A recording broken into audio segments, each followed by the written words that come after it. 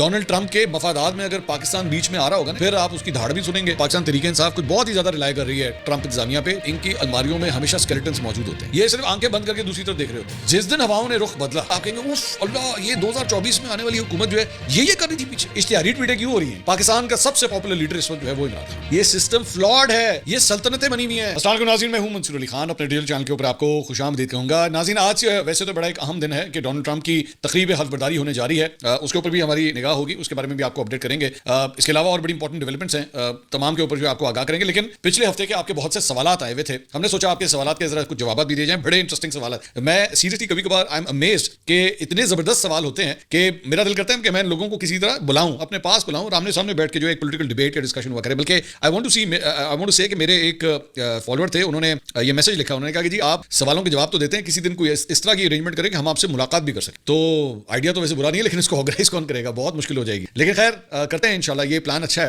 मेरे ख्याल में। We should do it. और वहां पे पॉलिटिकल डिबेट होनी चाहिए मेरे ख्याल में, ओपन डिबेट करें, उसे भी रिकॉर्ड करें, उसे भी आपको दिखाएंगे लोगों की राय क्या है। अंसार अली साहब का 20 जनवरी आ गई है, क्या पाकिस्तान के घबराने का वक्त हो गया है? अंसार साहब, घबराना जो होता है ना, ये कहने की बातें होती हैं, ये मफादात की जंग है। डोनाल्ड ट्रंप के मफादात में अगर पाकिस्तान बीच में आ रहा होगा ना एक स्पीड ब्रेकर के तौर पे, तो फिर आप उसकी धाड़ भी सुनेंगे, फिर आप उसकी धमकी भी सुनेंगे, सब कुछ सुनेंगे। लेकिन अगर आप उसके मफादात के बीच में नहीं आ रहे, अमेरिका के या डोनाल्ड ट्रंप के मफादात के बीच में नहीं आ रहे, and you are giving him whatever he wants, तो फिर मेरा नहीं ख्याल कोई प्रॉब्लम वाली बात। कुछ लोगों का कहना है कि जनाब पाकिस्तान तरीके इंसाफ कुछ बहुत ही ज्यादा रिलाई कर रही है ट्रंप इंतजामिया पे, ऐसी बात नहीं। और कुछ का कहना है कि नहीं, आप देखिएगा ये जैसे ही आएंगे तो कितना प्रेशर आएगा पता लग जाएगा आपको, अगले महीने 2 महीने के अंदर ही पता लग जाएगा कि हवाओं का रुख क्या चलता है। अब ज़हन में रखिए कि अभी सिर्फ चंद दिन पहले, मतलब ये आज ट्रंप जो है वो अपने ओहदे का हलफ ले रहा है, और 2 दिन पहले जो है वो आपने इमरान खान को 14 साल कैद की सजा सुना दी। तो इससे तो कुछ नहीं लग रहा कि आपकी इंतजामिया जो है वो प्रेशर ले रही है। एक साइन है ना, जारी बात। हो सकता है आगे जाके जो है वो उनको रिलीफ मिल जाए। मैंने तो खुद कहा था कि इमरान खान साहब 14 साल तो मुझे नहीं लगता कि वो कैद में रहेंगे। लेकिन अगर ऐसी बात, इतना ही को प्रेशर होता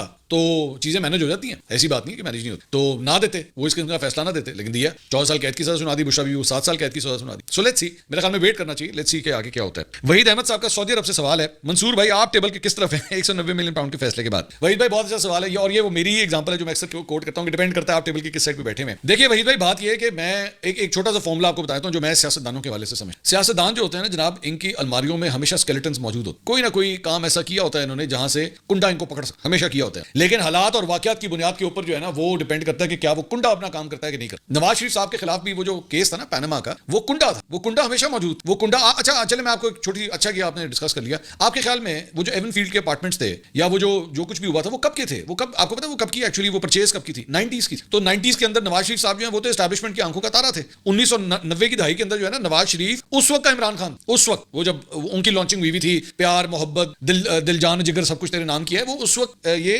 उनके लिए होता था, नवाज शरीफ साहब के लिए होता था। तो आपके ख्याल, अच्छा आप ये समझते हैं कि ये जब कोई भी सियासतदान कोई चीज खरीदता है, बेचता है, पाकिस्तान में हो या बाहर हो, आपके ख्याल में एस्टैब्लिशमेंट पता नहीं होता? सब पता होता, इन्हें सब पता होता है। ये सिर्फ आंखें बंद करके दूसरी तरफ देख रहे हो। ये कहते हैं भाई ठीक है, ये कुंडा जब इस्तेमाल करना होगा ना तो हम कर लेंगे। और फिर जिस दिन ये फैसला हो जाता है ना कि जनाब अब ये कुंडा चलाना है, तो फिर ठक ठक ठक ठक सारी फाइलें बाहर आना शुरू हो जाती है। अच्छा, फिर उसमें इस वक्त ये कुंडा जो है ना, वो कुछ सही मछलियां भी पकड़ता है और कई जाली मछलियां भी केसेस बनाता है आपके। अगर इमरान खान साहब की जब हुकूमत थी ना, और मैंने उस वक्त, अगर आप मेरे व्लॉग्स देखें तो मैं उस वक्त कहता था कि बहुत सी ऐसी चीजें हैं अभी कोई कार्रवाई नहीं होगी। जिस दिन इमरान खान साहब हुकूमत से निकल जाएंगे ना, फिर आप देखिएगा इनके अगेंस्ट कैसी कार्रवाइयां शुरू हो, और वो हुई। इसी तरह मैं आज की हुकूमत के बारे में भी आपको बता दूं। आज है ना शहबाज शरीफ हैं, आज मरियम नवाज हैं, मरियम औरंगजेब हैं, ठीक है, ये सारे बड़े बड़े जो आपको नाम आज नजर आ रहे हैं, अभी कुछ नहीं होगा इनके। जिस दिन हवाओं ने रुख बदला, तो फिर आप देखिएगा, आप कहेंगे उफ अल्लाह, ये 2024 में आने वाली हुकूमत जो है ये कर रही थी पीछे। और वो तमाम वो कैरेक्टर, मेरी आज बात लिख लीजिएगा, वो तमाम एंकर, वो तमाम लौंडे लपाड़े, ठीक है, वो सारे सहाफी जो उस वक्त पैनामा के दौर के अंदर जो है वो फुदक फुदक के बाहर निकलते थे ना, तो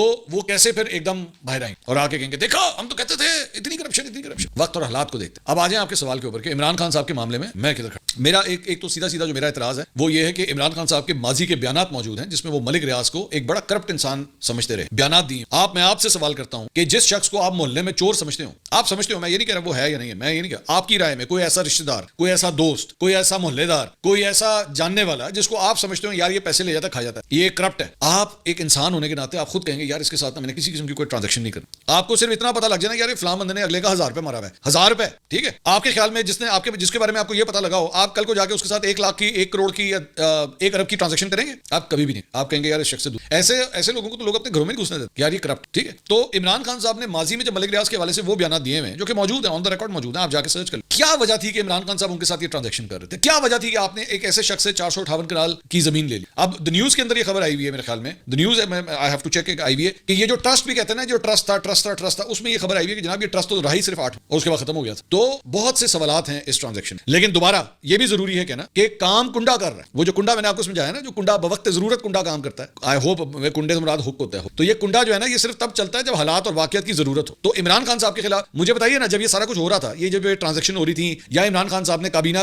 से ये बंद लिफाफा सारा अप्रूव करवाया, सब कुछ हुआ, क्यों नहीं कानून हरकत में आया? क्यों नहीं ये सिस्टम ने इमरान खान साहब को उस वक्त पकड़ा? क्यों नहीं उस वक्त एक पूरी तहरीक चली कि जनाब ये 2 नंबरी हुई है, पढ़ लो इन्हें? क्यों नहीं किसी ने मलिक रियाज को उस वक्त गिरफ्तार कि रिश्वत देने वाला और रिश्वत लेने वाला ये हैं दोनों अफराद, पढ़ लो इन्हें? क्योंकि फाइल तैयार, कुंडा तैयार हो रहा था। कुंडे ने जब फैसला किया कि हुन पढ़ लो इमरान खान ने दोनों पकड़ लिया इमरान। बस ये सारी समीउल हसन साहब का सवाल है, I want to ask is Imran Khan more popular than Zulfikar Ali Bhutto? अच्छा समी भाई, पता क्या बात है, ये एक बड़ा ट्रिकी किस्म का सवाल है। मैं इसकी वजह आपको बताता हूं। It is really hard to जज this thing and I tell you why. The reason is कि जुल्फिकार अली भुट्टो साहब का जो दौर था ना, उस वक्त ना सोशल मीडिया था, ना व्हाट्सएप था, ना कम्युनिकेशन के ये जराए थे। लैंडलाइंस होती थी, लैंडलाइन भी जो है वो मुश्किल से कॉलें मिलती थी, लाहौर से कराची कॉलें आपको बुक करनी पड़ती थी। आपको पता है एक जमाने में, अब यंग ये पुराने जो लोग हैं साडी उम्र के, जो हिन बाबे, उनको तो पता होगा। जो यंगर लॉट है उनको तो आइडिया भी नहीं होगा कि लाहौर से कराची या लाहौर से पेशावर ट्रंक कॉल कहते थे उसे ट्रंक कॉल कहा करते थे। और उसके बाद पहले आप ऑपरेटर को मिलाते थे, नेशन वाइड डायलिंग के लिए अलग ऑपरेटर होता था, इंटरनेशनल डायलिंग के लिए अलग ऑपरेटर होता था। तो आप पहले उसे कॉल मिलाते थे, आप उसे कहते थे भाईजान ये नंबर है मेरा कराची का, ठीक है, लाहौर से अगर आप कॉल कर रहे थे तो बराए मेहरबानी मिला दें।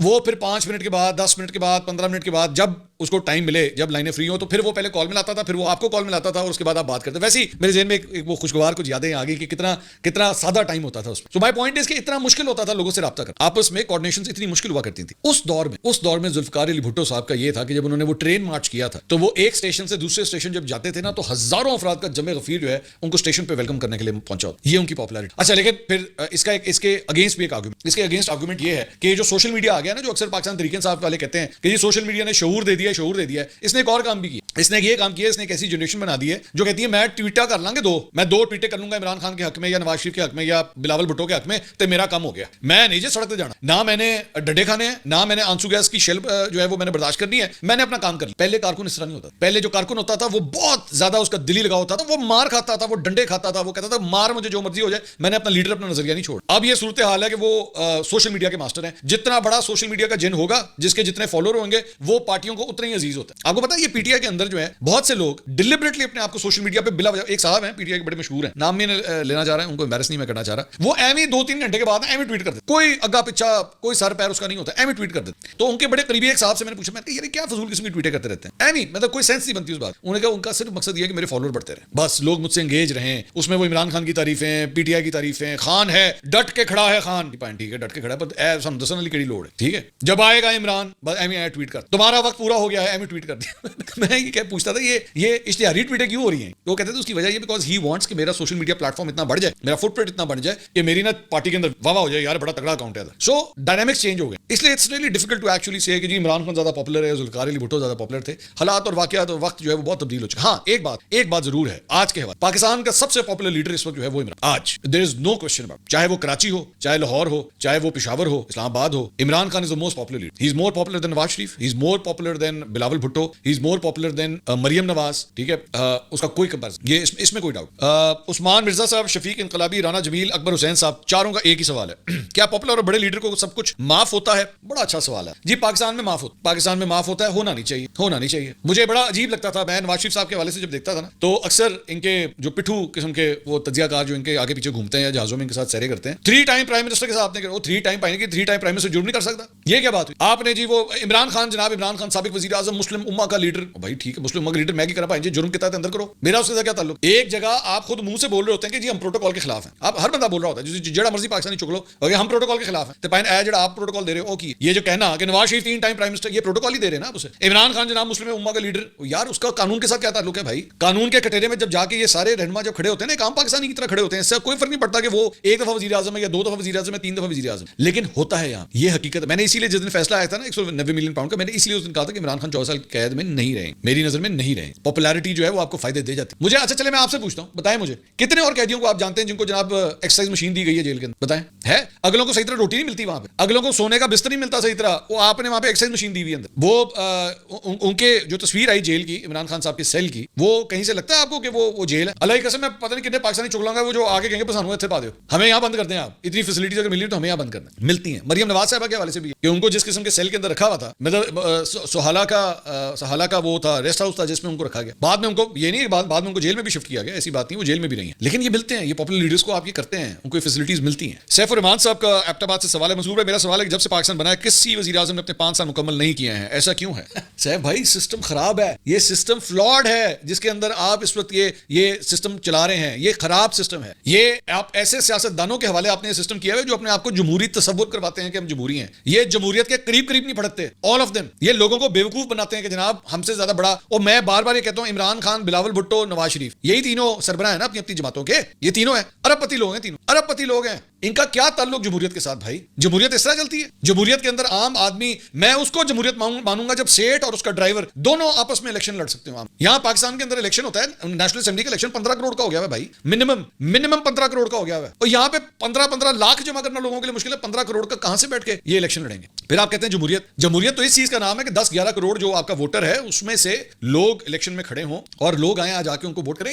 महदूद पैमाने के लोग जो 10-15 करोड़ पे खर्च कर सकते हैं, उनके दरमियान ये मुकाबला हो रहा है। ये जमहूरियत। इनके पार्टियों के इलेक्शन जाके देखें, शर्म आती है उनको देख, कोई भी हो, पीपल्स पार्टी, नून लीग, पीटीआई, तीनों की मैं बात कर, ये इस तरह होते हैं इंट्रा पार्टी इलेक्शन। ये सल्तनतें बनी हुई हैं, सल्तनत नून लीग, सल्तनत तहरीक इंसाफ, सल्तनत पीपल्स पार्टी, सारे ने अपने अपने बादशाह, मलका, शहजादे, शहजादियां बनाए हुए हैं इसके अंदर। खैर बात लंबी हो जाएगी। शाहजेब साहब का सवाल है, क्या हमेशा चारों हल्के सानियात ही मनाते रहेंगे? नून लीग, पीटीआई, पीपीपी और एस्टैब्लिशमेंट। सानिया 9 मई एस्टैब्लिशमेंट का बयानिया, पीटीआई के किसी भी केस का फैसला उनके खिलाफ हो तो वो उसे भी सानिया करार देते हैं, यही काम नून लीग का है। पीपल्स पार्टी ने 2 सानियात पकड़ रखे हैं, उनके खिलाफ कुछ भी हो तो वो स्याह दिन और सानिया कहलाता है। सवाल यह है कि अवाम के लिए सबसे बड़ा सानिया कौन सा है, और ये सानियात और स्याह दिन का कारोबार और बयानिए कब तक चलेंगे पाकिस्तान में? मेरे भाई अवाम तो रोज ही सानिया बनाती, जाओ पेट्रोल बनाने और पेट्रोल वाले को टैंकी भर दे, ये सानिया, पहला सानिया, चीखें निकलाती है इंसान की। हमारी जो कौम है, पाकिस्तानी कौम, वो उनका तो ज़हन का कैलकुलेटर ही बंद नहीं होता। जो नौकरी पेशा बंदा होता है वो पेट्रोल भराने के लिए जब जाता है, वो सामने जब पेट्रोल पंप की मशीन को देख रहा होता है ना, वो मशीन टक टक टक टक अपना नंबर चेंज कर रही होती है, वो नंबर उधर चेंज कर रही होती है, एक नंबर उसके ज़हन में यहां चल रहा होता है, ये मेरी तनख्वाह में से इतने गए, इतने गए, इतने गए, इतने गए, इतने गए, इतने कम हो गए। ऐसे बेयर मिनिमम पैसों के ऊपर ये कौम सर्वाइव कर रही है कि